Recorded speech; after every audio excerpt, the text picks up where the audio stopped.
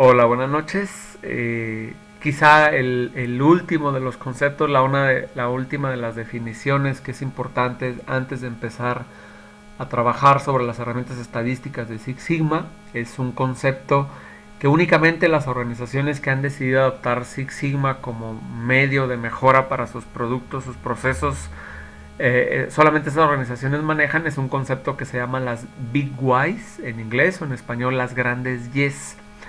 Las grandes Y son algo así como la política de calidad para las empresas que han decidido adoptar ISO 9000. Las empresas que van por Six Sigma, entre otras cosas, tienen que definir sus grandes Y. ¿Cómo entendemos esas grandes Y? Permítanme empezar la explicación por esta ecuación de la recta, donde dice que Y es igual a mx más b. Es una ecuación que me dice que el valor que va a tomar la variable Y depende del valor que tome la variable X. Esa variable X puede ser multiplicada por una constante M.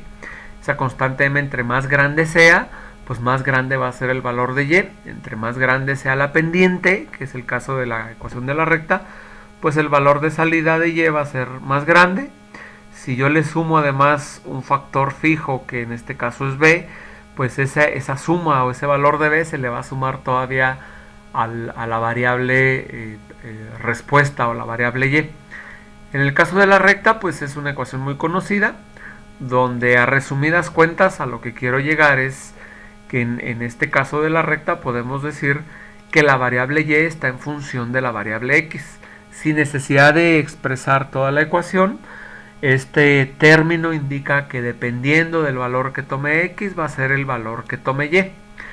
En una ecuación yo puedo tener varias X, X1, X2, X3, pueden ser de primer término, de segundo término, es decir, elevadas al cuadrado, al cubo, etc. Claro, entre más sea ese factor al cual yo estoy elevando la variable X, pues la variable Y tomará un valor cada vez más grande. ¿Qué tiene que ver esto con Six Sigma? Todo, prácticamente todo.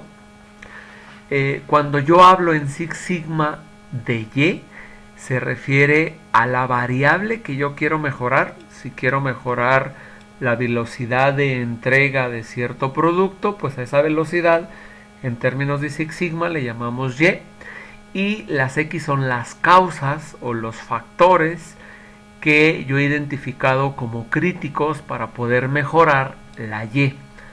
Así pues, para cualquier problema, la manifestación de ese problema o el valor de ese problema yo le llamo Y a X yo le llamo a las causas. Si yo quiero mejorar, por ejemplo, el índice de aprobación de los alumnos de determinada materia, un índice de reprobación que actualmente es el 80%, es decir, actualmente el 80% de los alumnos reprueban. Yo quiero mejorar ese índice, en este caso lo quiero disminuir o aumentar el índice de aprobación. Vamos a suponer que quiero disminuir el índice de reprobación, que actualmente es de 80%.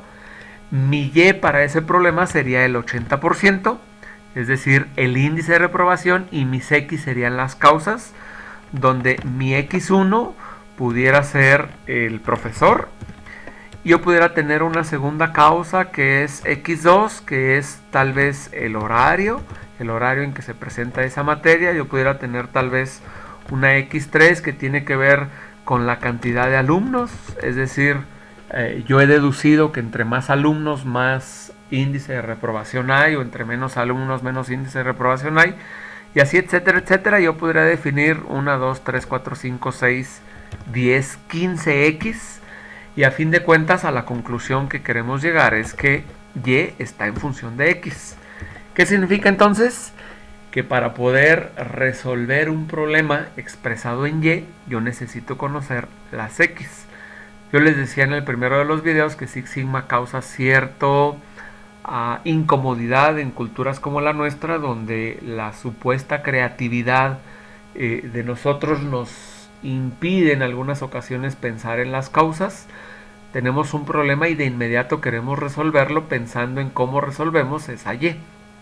Six Sigma nos dice no, tómate tu tiempo para investigar todas las X, y si quieres mejorar la Y de manera permanente, la forma más eficaz de mejorar la Y de manera permanente es modifica las X. Modifica las X significa, oye, si yo sé que el problema de reprobación tiene que ver con el horario en que se ofrece la materia, pues bueno, cambio el horario en que se ofrece la materia y por ende voy a tener un cambio en el valor de Y.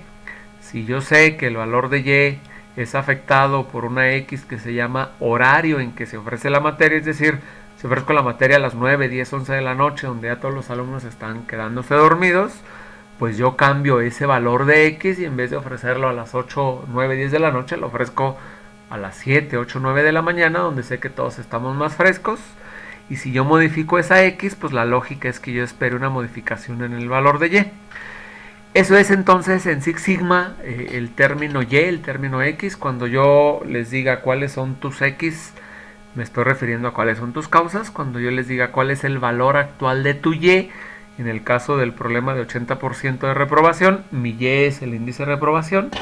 Mi valor actual de Y es 80%. Y si yo les pregunto cuál es tu Y meta o tu Y a alcanzar, pues la Y a alcanzar tiene que ver con cuál es mi objetivo de Y. Yo les puedo decir, bueno, yo tenía un Y original de 80% de reprobación, lo quiero llevar a 20% de reprobación. Mi Y inicial es de 80%, mi Y final o mi Y meta es de 20%.